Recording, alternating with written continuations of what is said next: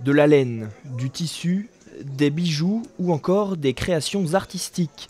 Il y en a pour tous les goûts et surtout à petit prix sur les étals du vide atelier à Saint-Florent-des-Bois. Et le public l'a bien compris. Je suis venue fouiner comme tout le monde, voir s'il y avait des bonnes affaires à faire. En tant que bricoleuse un petit peu, j'espère trouver la perle rare.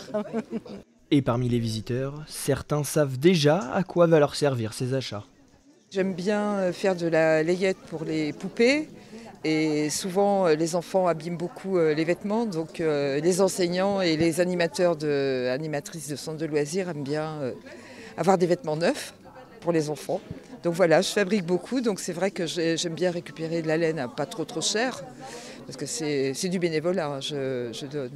Mais la particularité de ce vide atelier, c'est qu'il n'y a pas seulement les acheteurs qui font des bonnes affaires, les créateurs eux aussi ont tout à gagner. Aujourd'hui là pour déstocker parce que j'ai touché à beaucoup de matières dans ma vie et il y a des choses que j'ai plus envie de faire. Et du coup je stocke beaucoup en me disant ça peut servir et finalement je me dis ça peut servir mais pas à moi, à d'autres. Donc voilà, aujourd'hui j'expose vraiment que des choses qui semblent inutiles pour moi mais qui visiblement vont certainement intéresser beaucoup.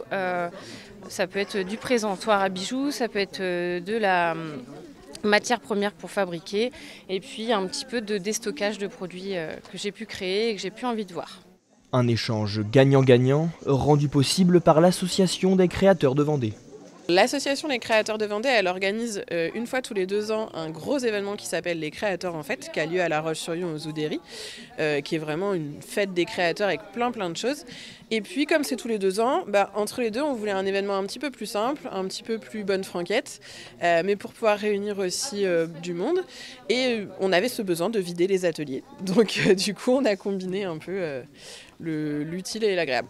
Un commerce de matières premières qui a encore de l'avenir, puisque la Vendée compte près de 200 artisans et créateurs sur son territoire.